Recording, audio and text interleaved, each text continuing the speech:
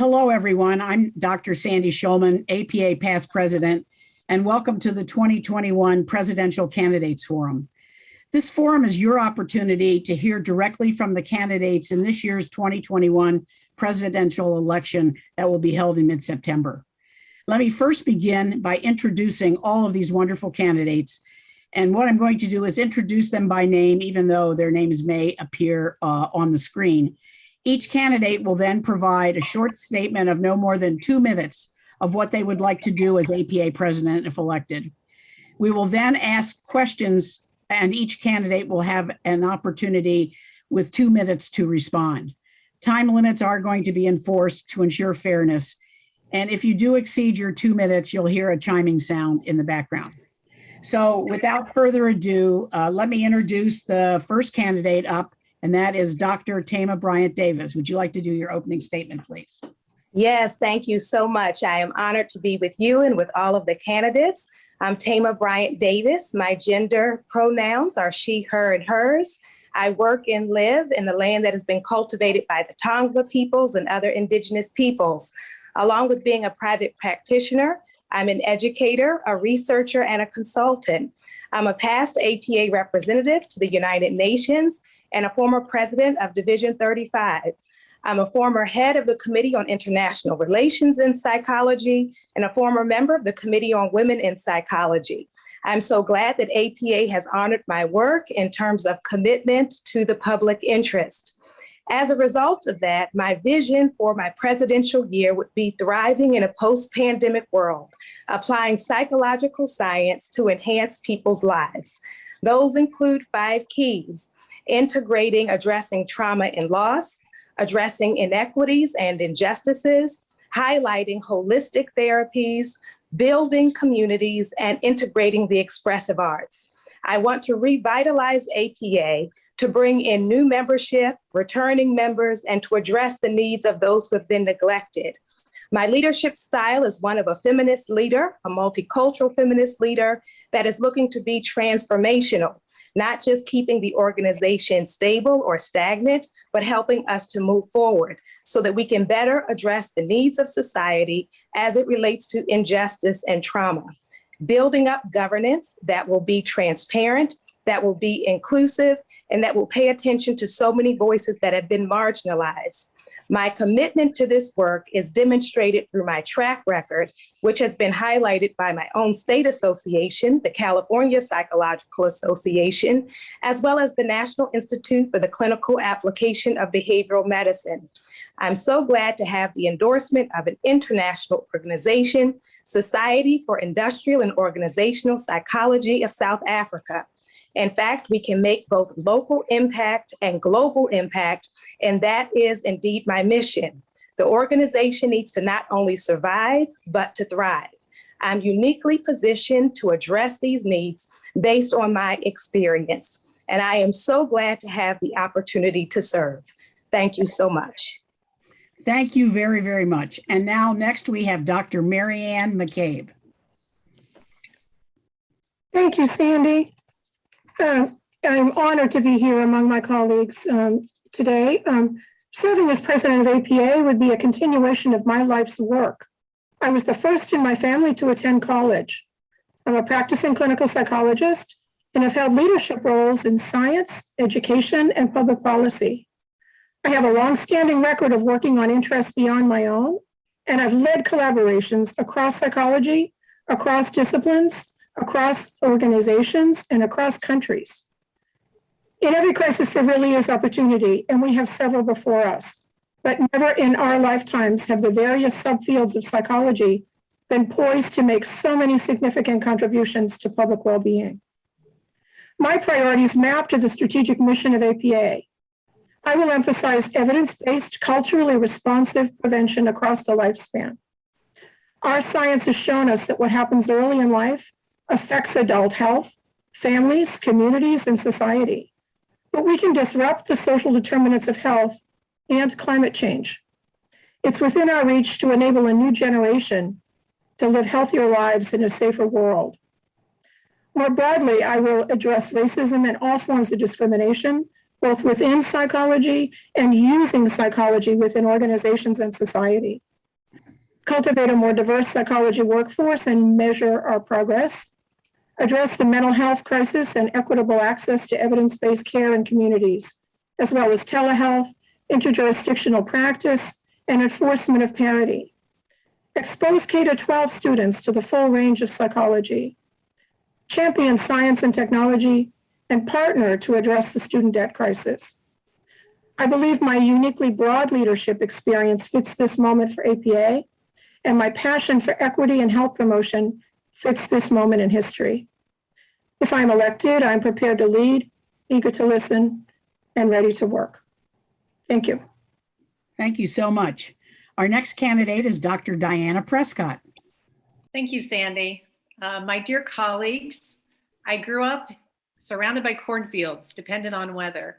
The farming community helped each other, yet suicide was a regular response to lonely despair. In difficult times, interconnectedness is protective and necessary for survival. I believe I represent a vision for uniting our organization in the middle of extremely challenging times. We have been separated from other people, bearing witness to the psychological impact on our children, relatives, clients, students, coworkers, and friends. We have experienced tremendous division in our society, with politics and racism dividing and tearing people apart. While struggling to cope, we have watched our loved ones get sick and die from COVID-19. I am dedicated to uniting, protecting, and advocating for the needs of psychology and psychologists. As a discipline, it is vital we unite to advance our strategic priorities. I envision APA as a large, diverse organizational umbrella under which all psychologists belong, with the rich mixture of race, religion, cultural background, physical difference, sexual orientation, gender identity, political perspective, united by our passion for psychology. If we can get this right, we can serve as a model for our nation and our world. I do have the leadership background, which qualifies me to lead in very challenging times, having served on the APA board twice during the independent review and the COVID-19 and racism pandemics as a member at large and recording secretary. I am positioned to lead as we work to elevate science, education, practice, public interest, and applied psychology. If elected, I will respond rapidly and accurately with the team to current events. I will honor the voices of my colleagues and consider all opinions. I will care about the forgotten and underserved in America and around the world. Together, we will utilize our science and knowledge to benefit society and improve lives. Thank you so much. Our next candidate is Dr. Beth Romreimer. Beth? Good afternoon. I'm so honored to be here. Thank you so much. One of my first priorities as APA president will be to support the identification of evidence-based, evidence-informed, and trauma-informed treatments that could be helpful for those in our communities who are still suffering from the scourge of COVID and post-acute COVID syndrome. I'm especially interested in identifying and applying effective models of treatment focused on enhancing positive adaptation to adversity. My far-reaching vision for APA is that we will continue to be a strong voice at the table, using our effective scientific evidence developed by psychologists and other social scientists to play a role in eradicating the pandemic of racism, eradicating global health disparities, and achieving health equity, sustaining families and upholding their important place in our communities, supporting Black Lives Matter and ending police brutality, promoting global initiatives to end global warming, and creating a world that respects and nurtures ecological balance.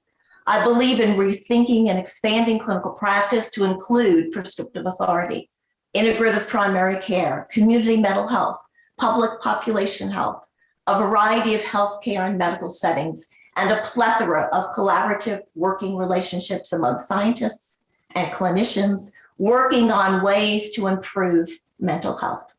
As an APA board, council, division leader, state leader, community, and international leader, I strongly support SBTA leadership and envision our advancing multidisciplinary, multicultural, and multinational APA leadership. As your president, I will walk courageously with you into our future, My outreach to all of our many communities will be collaborative, intersectional, with an emphasis on scientific evidence, bridge building, equity, diversity, inclusion, gender and sexual diversity, and working to unravel and solve our world's toughest challenges. Thank you. And our final candidate is Dr. Kirk Schneider. Kirk? Thanks so much, Sandy, and much appreciation to all of you. Well, I think our major concern is what I call emotionally impoverished relationships. I see this as the #1 psychosocial crisis in our country. And all of my platforms really converge on addressing this issue. Emotionally impoverished relationships are associated with higher rates of crime, racism, political extremism, depression, anxiety, addiction, you name it, in terms of social ills. And I have major proposals to address this. First, I would promote en masse a WPA-style facilitation on the part of psychologists to offer healing dialogues across the country to people who are of very different backgrounds, political, cultural.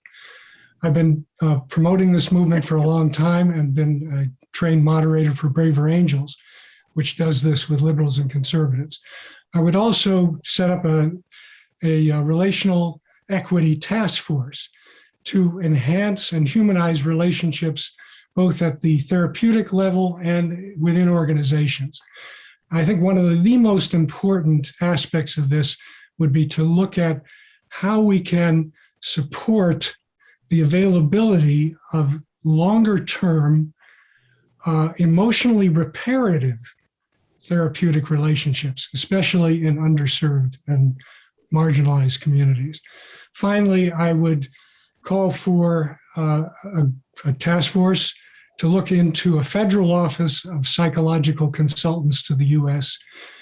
to really take the lead within government, being available 24/7 on these psychosocial crises, and to take the lead in promoting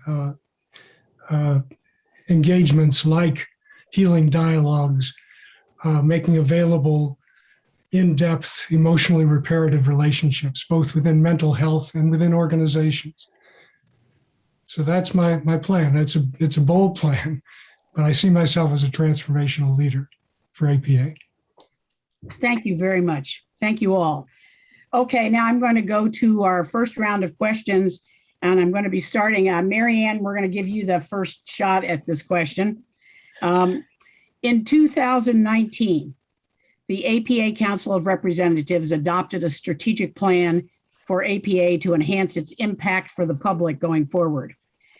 How do you understand that strategy, and what role as APA president do you see yourself playing in helping to drive the APA strategy?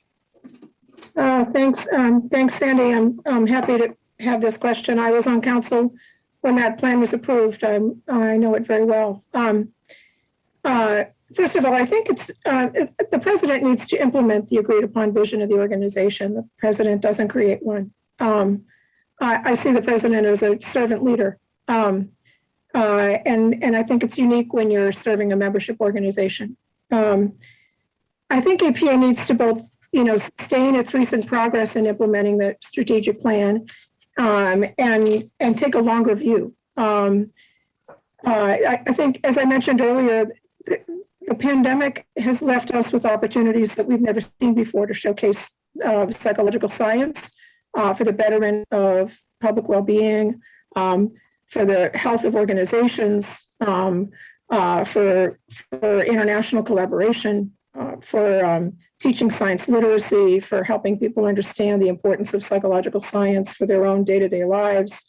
And a lot of this maps to the strategic plan. So I think it's actually out of the incredible trauma of the last year and a half, I think we have an unprecedented opportunity to really capitalize on our strategic plan. One of the approaches that I always take, is to establish immediate term, midterm, and long-term goals. I think obviously I would support APA remaining more nimble and diverse and engaging members to meet this sense of urgency. Maybe even engaging some people who've been disenfranchised from APA, but now can rise to the public appetite for their work. I think I bring, broad experience and a deep appreciation for the strategic plan. Thank you so much. Tama, how do you understand the APA strategy, and what role would you play as president in helping to drive the strategy? I am so appreciative of our strategic plan. As we think about leadership, it is important that we have buy-in and connection and a vision for where we're going. And in my reading and understanding of the strategic plan, it calls for both the inner work in terms of building up the organization that is APA, and also addressing our outreach and our impact on the public. In terms of the inner work, we really have become, for some time now, a disjointed, in a lot of ways, disconnected community. And many communities within APA, many subfields, feel unheard. And it is important for there to be new voice and new energy and to be a bridge builder. And that has been my work both globally and locally, is really getting voices heard. I love the quote, "It is important not to say that I will be a voice for the voiceless, but that I will pass the mic." And that is what we really need to do, to be able to hear those that have not been acknowledged or integrated into the association, as well as to address the needs of those who have left as a result of feeling neglected or overlooked. And so a part of what that will require is greater communication and transparency. There is also a call in the strategic plan for us to broaden our reach, to enhance our reach to the public. And that goes and connects with my history and my work around advocacy and policy, and also around public education and application as it relates to psychology. In the past, many of our leaders have tried to convince the public about why psychology had something to offer. Because we are in a circumstance of trauma, we're not having to convince the public. They are actually looking to us, turning to us. Many of our private practitioners are filled. Many of our researchers and those in application are consumed. And so these are important times for a trauma psychologist to come in with a trauma-informed vision, as well as a culturally responsive vision. A part of the strategic plan talks about the importance of us addressing inequities. And I want to say we have to deal with inequities not only in the outer world, but within the field of psychology. This is not just something I value, but it is the work that I have done throughout my career. And I look forward to really bringing light and manifestation to what is in the strategic plan so that we can see it walked out in real time. Thank you. Diana, in your role as APA president, what role would you play in driving the strategic plan? Thank you, Sandy. I have to learn to turn my mic off first or on. As you know, I've been pretty integrally involved in the strategic plan. I was, on the council with the past strategic plan and watched us evolve into the current one, which really revolutionizes our organization and transforms us. And we have a transformational leader in Dr. Arthur Evans. So as an officer on the APA board, I helped implement the strategic initiatives for the organization already. And for those of you who may be watching this that don't know about this, this is a really well vetted plan. Like everyone that is involved in governance for APA had a chance to weigh in on this. So it is something that everybody was really on the page about. And past President Sandy Shulman wisely concluded that strategic priorities were her presidential initiative. So as president, I would continue to advocate for their implementation. I will include all voices under the umbrella that I described, consistent with APA's vision of a strong, diverse, and unified psychology that enhances knowledge and improves the human condition. If we include voices throughout our membership, that will prevent perpetuation of discrimination and racism in our organization, and collectively we'll be able to see greater impact in our mission in the world to benefit society and improve lives.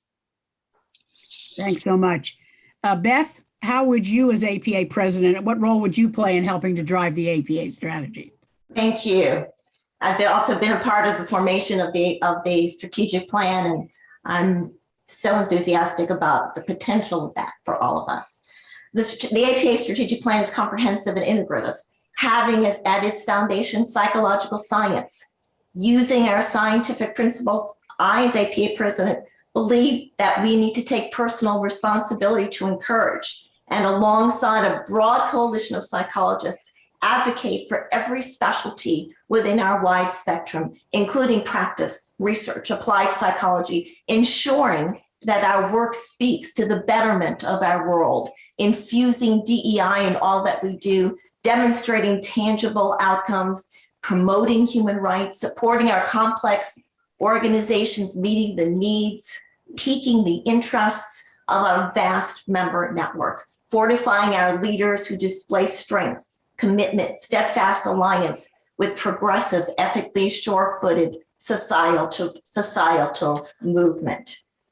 The keys to successful APA presidential leadership include an enthusiasm for profound commitment to strategic transformational goals, articulation of our goals to inspire, encouraging engagement from APA stakeholders, including staff and membership, outsider groups, and growing relationships with constituencies, working with allies and adversaries, governance core, and those on the periphery of governance, all of us very inclusive, strengthening of partners, a seeking of equitable relationships with BIPOC, LGBTQ+, AAPI, representation, valuing appropriate levels of risk-taking while emboldening a learning from failures as well as successes, recognizing partners' conscientious, dedicated work, and reinforcing and sustaining a strong sense of community.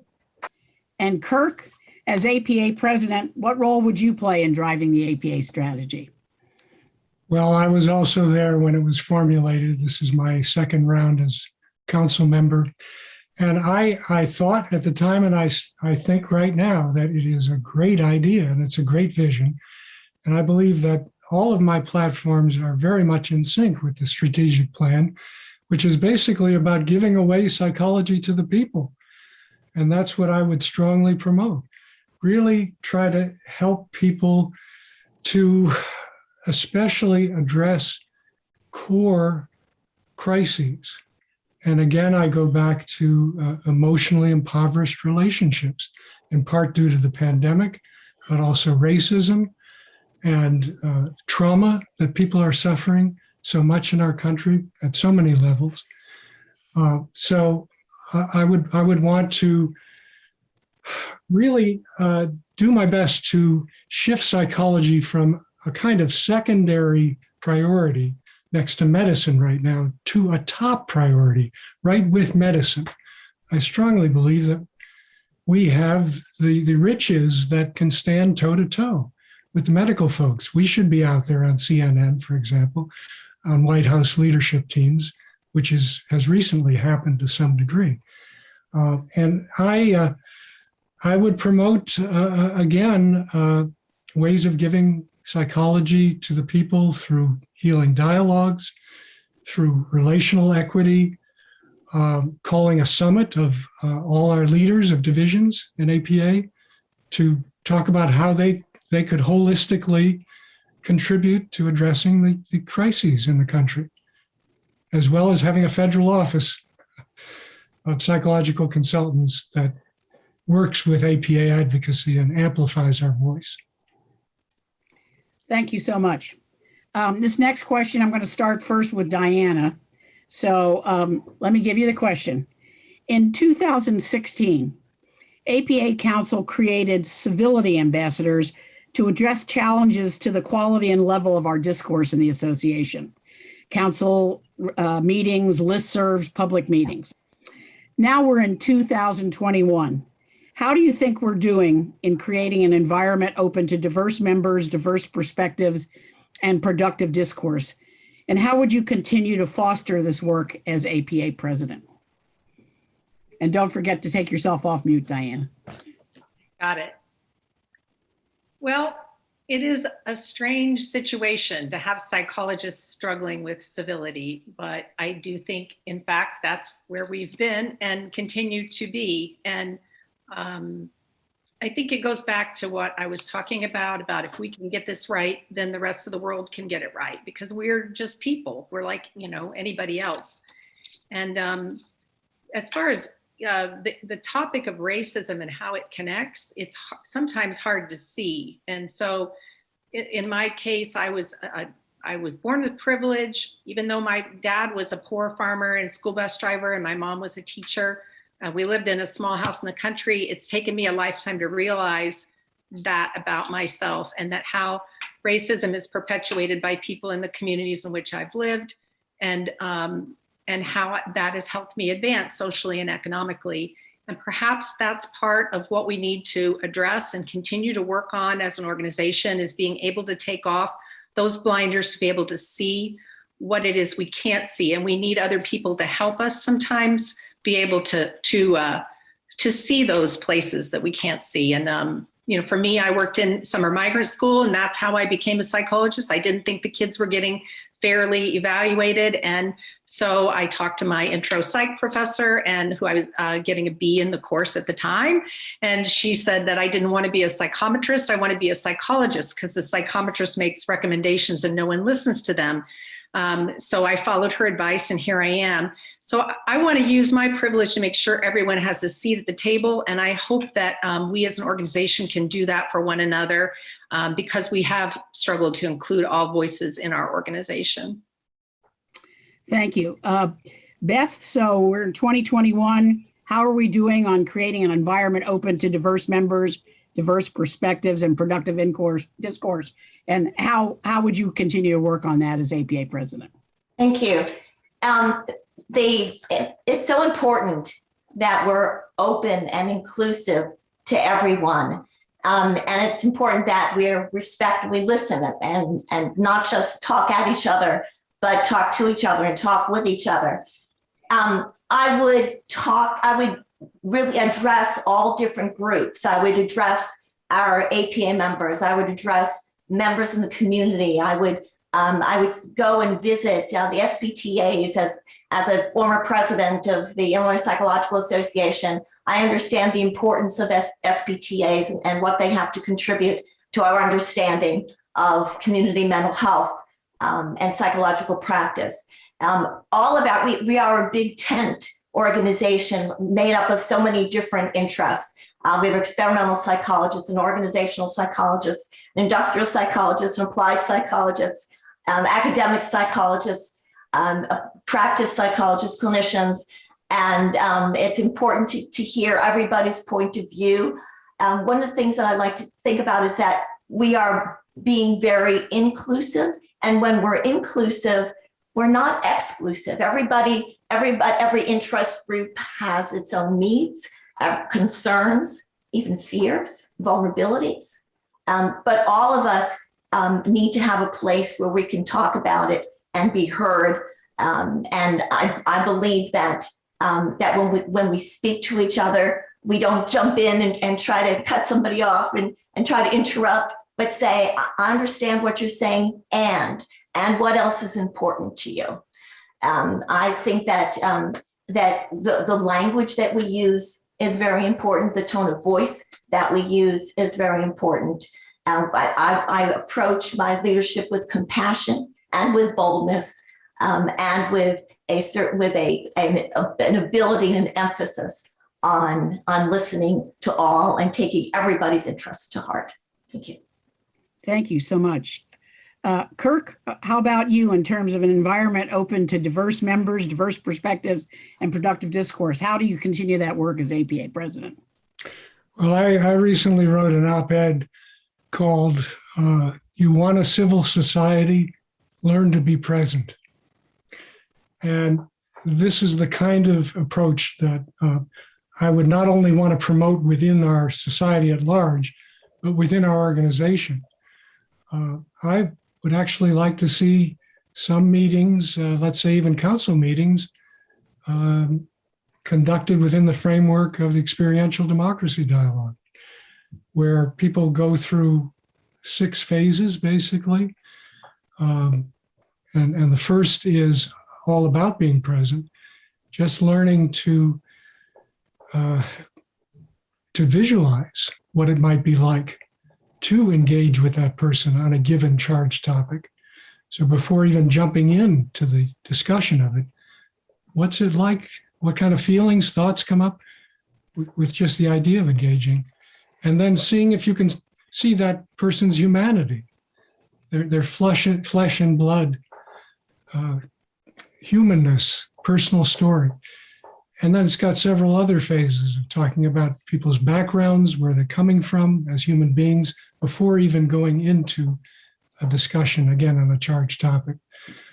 I found these dialogue groups extremely fruitful and rewarding, and they tend to associate with the achievement of notable common ground. People tend to feel more understood and that they understand others, less estranged from others, less angry from others after going through these processes. And we are not exempt as psychologists. We could really, I think, benefit from going through one of these formats, and we'll be better at facilitating them in our communities as well. Thank you, Kirk. Thema, as APA president, how would you continue to foster an environment open to diverse members, diverse perspectives, and productive discourse? Thank you so much. I'm so glad this question was included. And a part of our work as an organization is some continuity. And I'm so grateful for our current president's emphasis on addressing inequities, and grateful for those before her who have laid this groundwork, including you, Sandy, including Jessica Henderson Daniel, Melba Vasquez.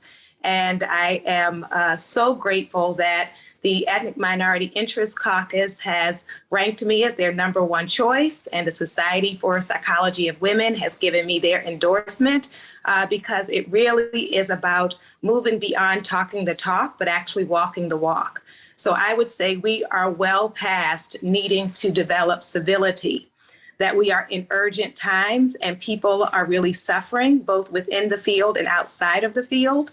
And so it requires going to the next level, which is a commitment to anti-oppression in all of its forms. And so people are looking for results, not just dialogue and conversation, but conversation and dialogue that is fruitful, that is collaborative. And one of the things we know from psychological science is when we have diverse people coming together toward a common goal, we can actually achieve a lot. And so it is so important that we have bridge building with identifiable goals. So that will address every area of APA.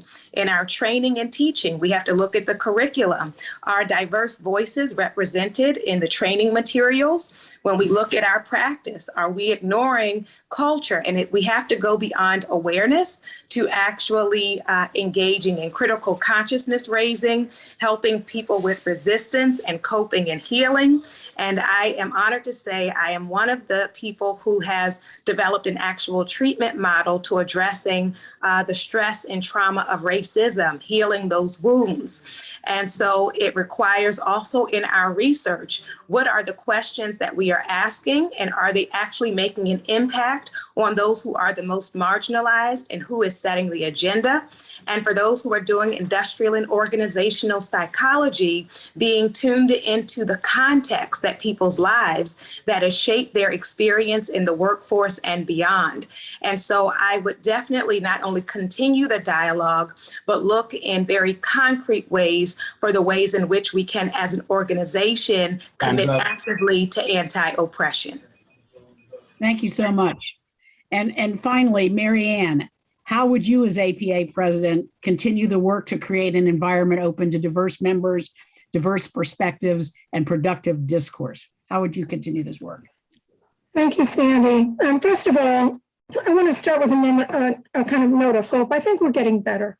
And I would lead with humility and a listening style that I hope would model for others, especially in governance. that there's an opportunity for civility and collaboration. I pride myself with a long track record of collaborating across diverse perspectives, and I have made a career-long commitment to advancing equity, diversity, inclusion. I'm proud that I was actually ranked number 2 by the Ethnic Minority Issues in Psychology Caucus. So one of the things I want to call our attention to is maybe we need to remind our colleagues and each other that social psychology has shown that when you bring diverse people together and they can be themselves, there's actually more innovation. And APA desperately needs that. I think that we can create a space for all the different subfields in psychology and backgrounds that makes them feel comfortable and invites their voices for actually more productive work. That science is clear, as has already been noted, that diversity enhances science, it enhances education, it enhances access to practice for culturally diverse groups. And I'm proud of one particular piece of my background, which is I was a founding member of the Collaborative to Enhance Diversity in Science. We worked with NIH and NSF and the Congressional Black Caucus to identify leaks in the pipeline and propose solutions. So this is an issue dear to me, and I think we're making progress. Thank you all. Next question, Tama, you're going to be up first on this one. So in the late 1960s, George Miller talked about giving psychology away. So now we're in 2021 and we're looking toward 2030. What's your vision of psychologists and psychology as a broader discipline over the next decade, given COVID and the COVID impacted environment? Where are we going to be? What's your vision for 2030 for psychology? Yes, I am so glad that we're discussing this because it is important to be visionary as we think about giving psychology away, both what it is we're giving away, but also the tools that we're utilizing. And one of those tools is social media. And I'm so glad to be among psychologists that are sharing psychological science and psychological knowledge with the public. A part of what some people have called for is a decolonizing of psychology, making psychology accessible and inclusive. And so we can do that not only through social media, but other forms of media. So I have enjoyed being able to speak about psychology's role in coping and thriving as it relates to the pandemic, racism, and other issues, whether on NPR or CNN, headline news, but also being able to foster conversations that are based in communities, but utilizing technology. I'm a member of the Association of Black Psychologists, and they have created a healing circle called Sawubona, which in Swahili means I see you.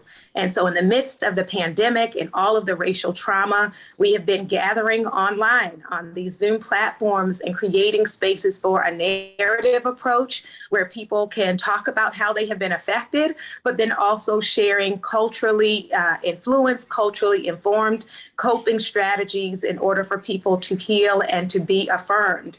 And so my vision for psychology going forward is that it would be holistic and to take seriously study of the soul. We talk about psychology, so integrating people's culture, their spirituality, and a lot of the body-based interventions as well, not only in practice, but in terms of our research, for the research to be innovative and really understanding who we are as not only biological beings, but social and political beings as well. And I'm excited to be a part of that and want to name the importance and value of not only our early career professionals, but also our students. And I'm so glad that in the future, our students will be able to vote because their voices are so important. Thank you. Thank you. Thank you so much. Kurt, what's your vision of psychologists and psychology going forward to 2030 as a broader discipline? Well, I've touched on it before, but again, I think a major focus needs to be put on helping people to improve their ability to be more present to themselves and to others. to address this emotionally impoverished relationship crisis that, again, I think many of us feel in our isolation, in our distancing from each other because of technology, which has also been exacerbated by the COVID crisis, our reliance on video platforms and so on. So technology is also a problem that we can address. In echoing Thema, I think we do need to bring soul back into psychology.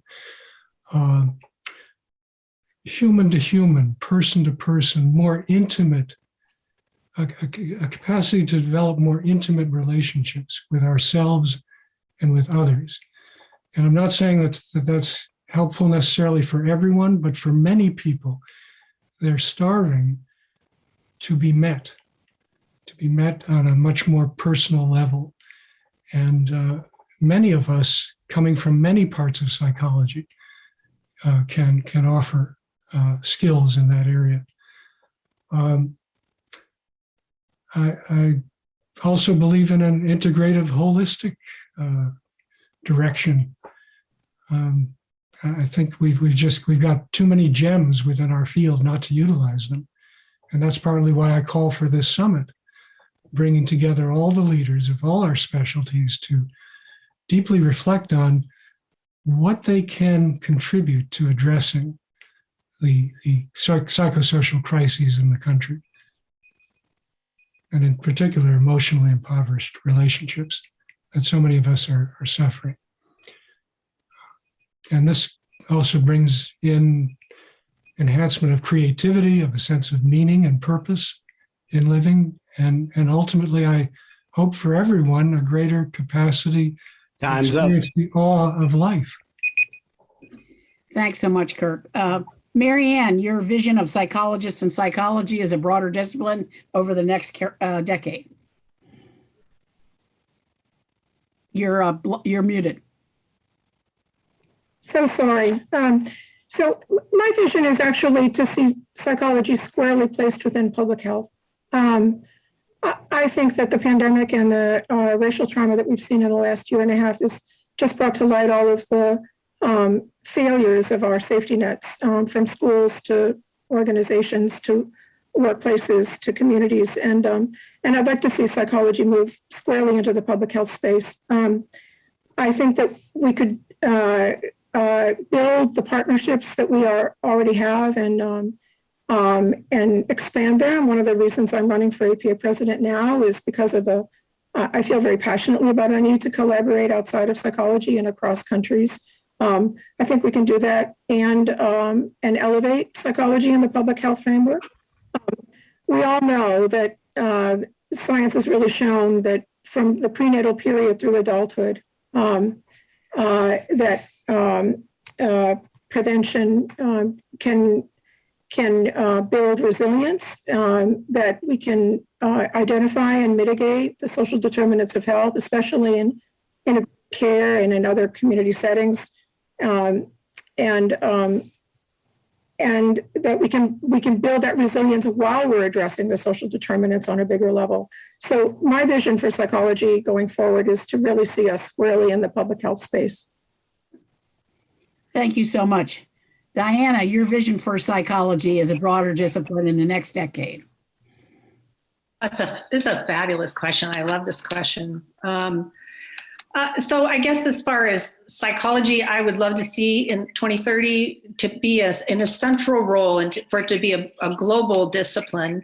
In APA, I'm going to mention as a home for all psychologists, not just a certain group of psychologists, but all psychologists as a home for all of us. In terms of practice, I would like to see psychology integrated into healthcare and seeing a psychologist being a normal part of healthcare. Psychologists as team leaders, being able to access patients in person through telemedicine, through apps, with a range of levels of competence, and the psychologist working, as I said, as the team leader in that. In terms of government, seeing psychologists in community, as Beth mentioned, community mental health settings, as Marianne mentioned, public health, being critically involved in developing public health, in science, being seen as a social scientist and being included in science departments and instead of like in social studies. And in the public, that psychology would be an everyday word. In business, that we would be the consultants and provide leadership in business settings. And that we'd be making a decent paycheck. I mean, we need to be able to make money. So that'd be my vision in 2030. Thank you. Thank you very much. And finally, Beth, your vision for psychology in the next decade? Thank you so much. So I really see us, need to look at the COVID crisis first and foremost, and we can address this dissemination of misinformation. We can address the reluctance and the refusal to be vaccinated and to prevent serious illness and death, and the trauma of the illness and the death and loss of our loved ones. We can speak to the disparate access to care and offer empirically based proposals for serving our communities with greater equity. We can talk about how, as a psychological community, we can begin to meet the needs of our frontline health workers and all of our essential workers. We can address the psychological needs of our communities who are still suffering from post-acute, long-term, and chronic COVID symptoms. As we're looking forward to the pandemic's end, we understand that COVID is continuing to inflict pain on millions of Americans and hundreds of millions of our international neighbors. As a psychological community, we can work together to do something to address and alleviate that pain. And I'd like to talk about the larger issue of health disparities and how we can work on that issue to come to the point of greater health equity. Obviously, COVID has laid bare our broken system that has shown all the world how severe our healthcare disparities are. So we need to reduce the disparities in healthcare, in housing, in education and wealth.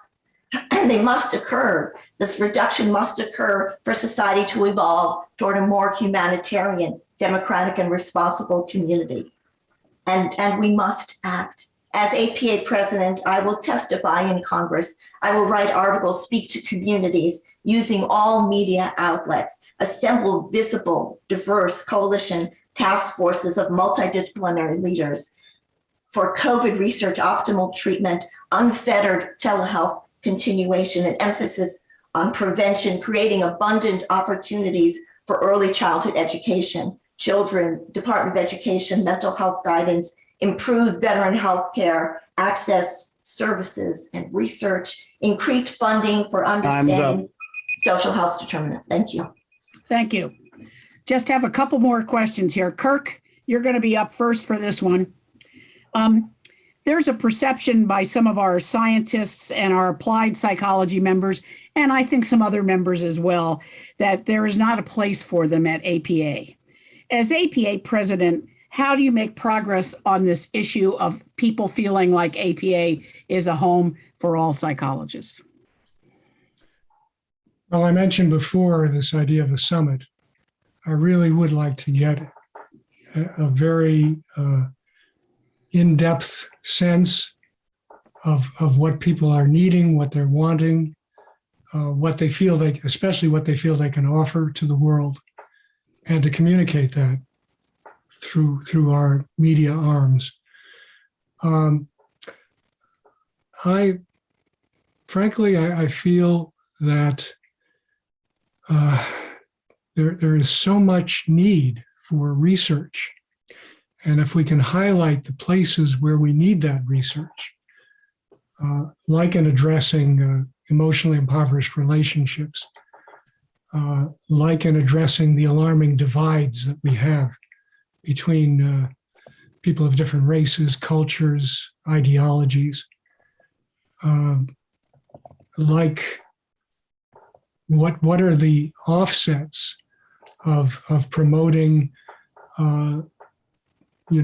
enhanced psychology, emotionally reparative psychology on a very broad mass scale.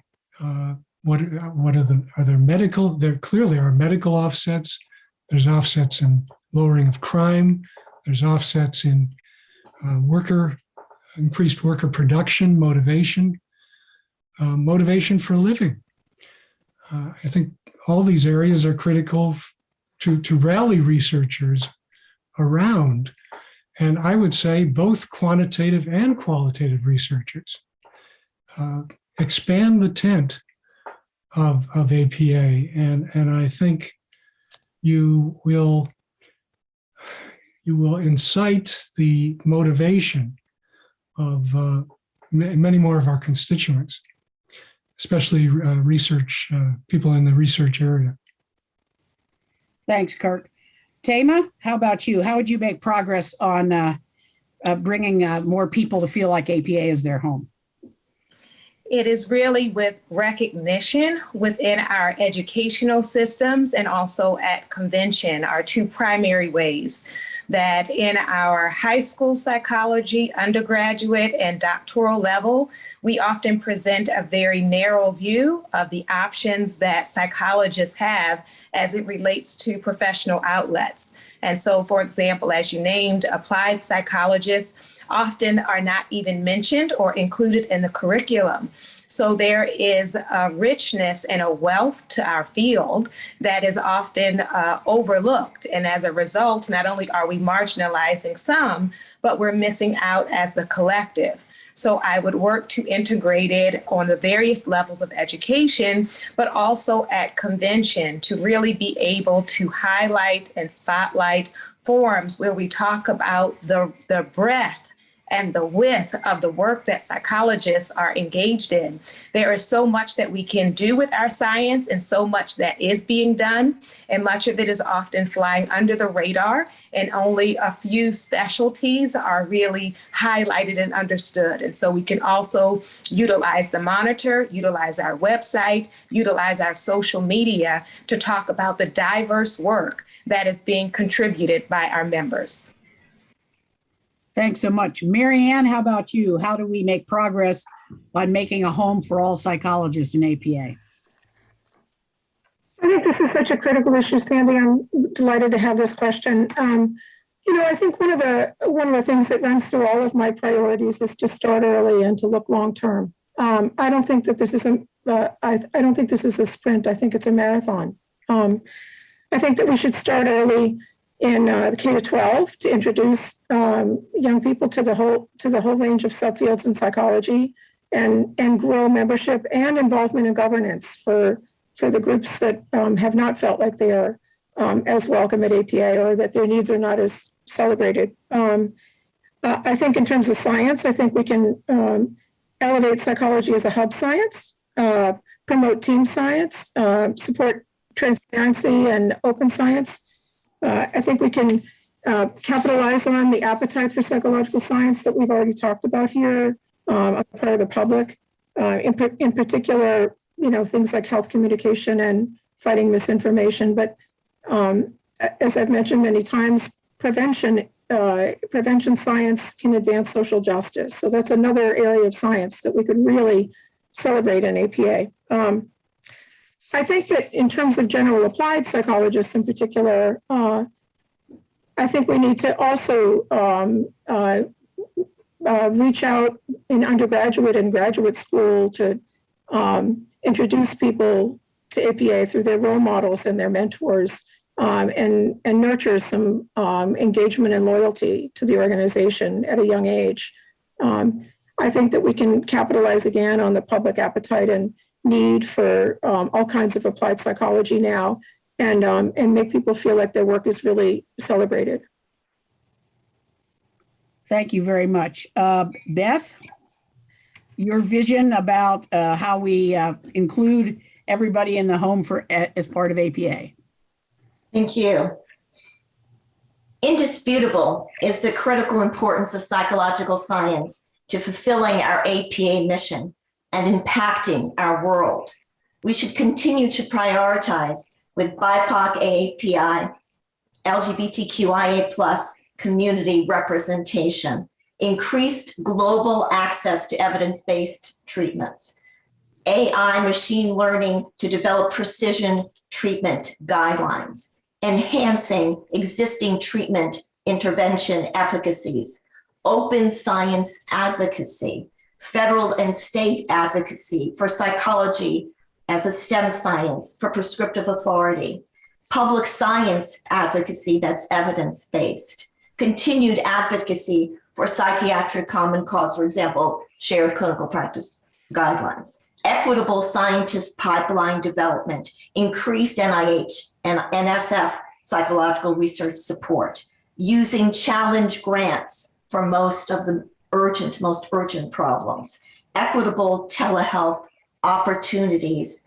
and for applied psychology research and experimental, social, developmental, non-forensic, legal, forensic, and IO psychology. We can use our science in this post-COVID era. We can mobilize our scientific expertise across our various disciplines and domains of psychology to help our nation and the world recover from the pandemic. APA will want to join with other scientists in delivering actionable science-based solutions to both the immediate and the longer-term problems. We can build a public trust in vaccines and facilitate healthy practices, and that could be just a first step for us. We want to play a leadership role in managing the impact of the disease on long-haul patients, the effects of both the pandemic and the consequent social economic impact of COVID on families. Every crisis brings an opportunity, a chance to develop and learn, and I believe that that's where we will be as we progress in helping the world eradicate itself from COVID. There will be other disasters and public health crises in the future. I want to position APA to respond to them. Thank you. Thanks a lot, Beth. And Diana, how about you in terms of your view of how we make progress on creating a big enough tent for everybody to feel like they have a home at APA? Yeah, so the Science Advocacy Summit, I do a lot of advocacy for APA, and we advocated for issues of importance to psychological scientists like adequate funding. Psychologists possess a large social behavioral knowledge base with a foundation on research and science. I consider myself a science practitioner. Behavior plays a central role in challenging issues in society like climate, vaccination, health. Science is foundational in practice, education, and improving the public welfare. The APA Science Priorities, 21st Century Psychological Science, celebrating diversity and equity, psychology as a hub science, using science to guide policy, helping the public understand psychological science, I hope will increase the excitement by scientists, enhance understanding of the relevance and global importance of science. As we know, psychology wouldn't exist without our scientific basis. We rely on that for the underpinnings of what is meaningful and important in our work as psychologists. But we need to make sure our scientists have the financial support that they need to conduct their critically important study in areas like developmental, community, clinical, forensic, experimental, and our neuropsychologists. Our scientists are essential to APA, and we need to court them for inclusion in all we do. We have now an applied psychology ad hoc committee. Our colleagues in applied psychology revealed to us in the world the breadth of what a psychologist can do with a degree in psychology. And it's important that our applied colleagues have a place at the APA table and that their needs are being met. Applied psychology is critically important to global psychology, connecting us with colleagues around the world. Thank you very much. Last question here. And I say this from personal experience in a year where I had to deal both nationally and globally with COVID, racism, mental health, climate change issues, and a number of other challenges. One of the things that was very clear to me was that according to the APA strategic plan, APA really aims to embrace a global perspective, advancing psychology through international engagement, association efforts, and meaningful collaborations, and to respect and promote human rights, focusing on human rights, fairness, and dignity for all segments of all societies. How have you worked to advance these goals through your career? In other words, and what's your vision as APA president for working globally on these critical issues of our times? This first question goes to Beth this time. Thank you. I really appreciate this opportunity to talk about leadership and to talk about international leadership. As a leader nationally in prescriptive authority, I have brought together various groups, physicians and psychologists and hospital CEOs and chairs of psychiatry departments to be able to give better care, improved care, equal access to care for so many citizens in our communities. And I am doing that now internationally as well. I find it particularly inspiring and exciting to be able to work with leaders in psychology throughout the world. For the last several years, I've worked with leaders, psychologists in Canada. I'm now working with leaders in South America, in Brazil, in Argentina, the Netherlands and the UK, Norway, Taiwan, and South Africa. The energy that all of our psychologist leaders from around the world bring to their compassion for their citizens, for their communities, and specifically in this area of prescriptive authority, where psychologists, again, all over the globe, are talking about the need to provide better access, more access to care for all of the members of their communities, and believing that as psychologists, we have the skills, we have the capacity to develop the competency to be able to prescribe for our patients, to give them comprehensive integrative care.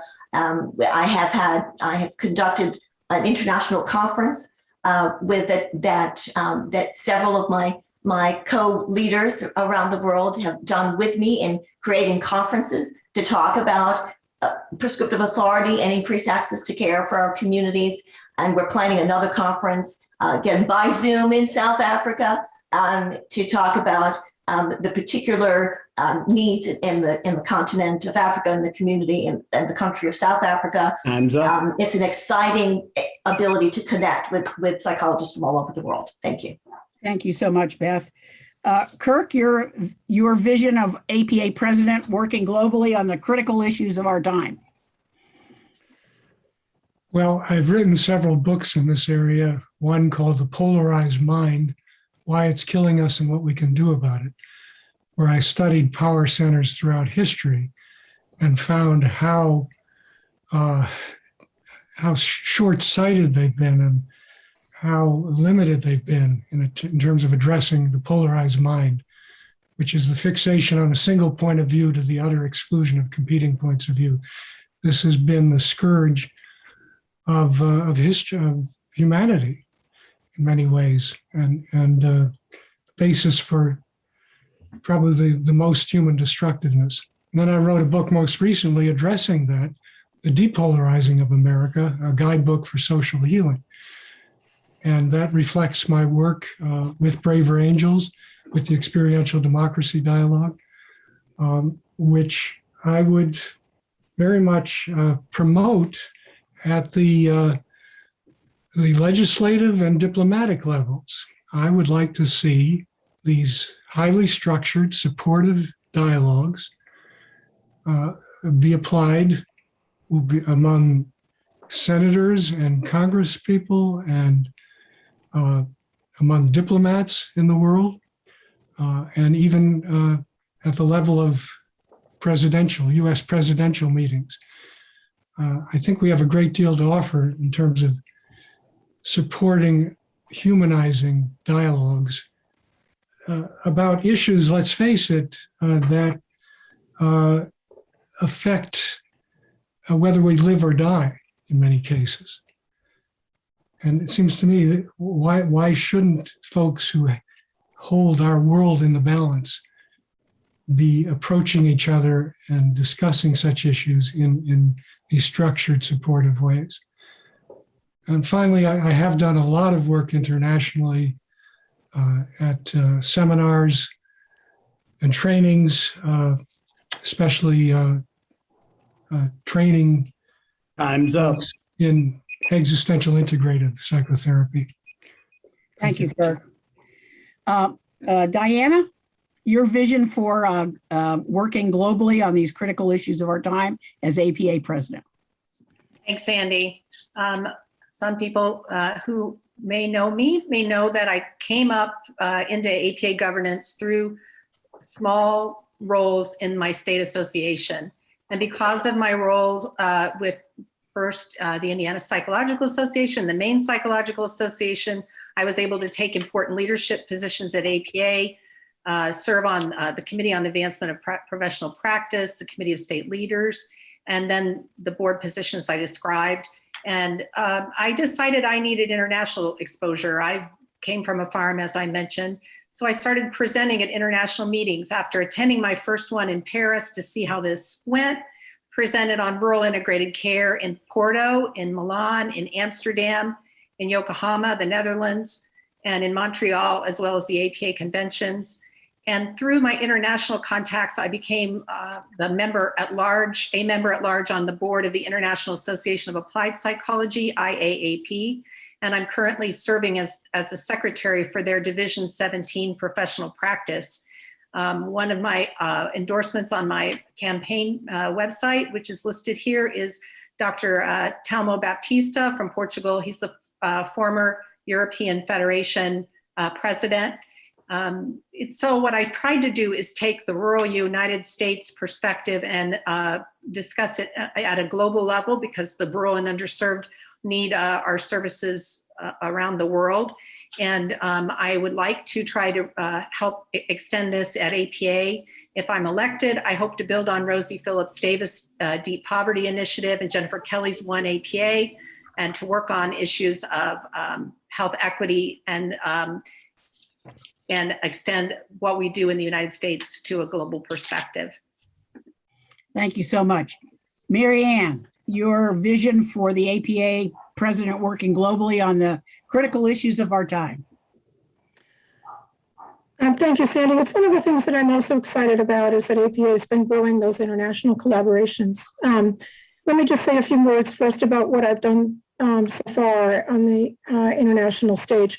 When I was Director of Policy and Communications for the Society for Research in Child Development, I worked with their governance groups to grow their international collaborations. That's a very rich and deep network for, within developmental science. And I had the privilege in 2015 of leading APA's Integrated Care Summit, its Global Integrated Care Summit. We had scholars and experts in integrated care come from most of the continents. And that resulted in a publication in American Psychologists with several international authors. So that was a really long-standing collaboration. It took us several years. I'm excited to see APA's collaborations now on COVID and looking into health equity and its international collaborations on climate change. I can imagine that the next frontier would be that psychological science can inform efforts worldwide to dismantle racism and to address social determinants of health. I'm excited that Congress just began a caucus on the social determinants of health. It's rare for Congress to start a new caucus. I would imagine that kind of collaboration on a bipartisan basis might lead to something with the World Health Organization. And so I hope that our next frontier is to collaborate on the social determinants across the world. Thank you so much. And finally, Tama, your vision for APA president working globally on the critical issues of our times. I am so glad that this question was included. It is critical for us to be aware of the world beyond our street, our block, our university, our private practice, and to work collaboratively. I am honored that over 20 years ago, or about 20 years ago, I was among the first group of psychologists elected to be a representative at the United Nations. Our delegation is one of the few psychology delegations from APA to be successful in getting language in an outcomes document and to really put psychology and mental health on the global stage. I am also appreciative that recently, just last year in 2020, the International Division honored me for a career's worth of work of global contributions of gender and women's psychology. My work has also been about a part of me being a past chair the Committee on International Relations in Psychology, and a unique collaboration between two divisions. The International Division and Society of Psychology of Women has worked collaboratively for those who have an interest in women internationally. I am glad I've had the opportunity to live overseas and to work overseas. And a part of our work really needs to be looking at indigenizing psychology, recognizing culturally emergent, culturally informed ways of both framing our world and experience, but also coping and healing, for us to have cultural humility and work authentically and collaboratively when it comes to research and consultation.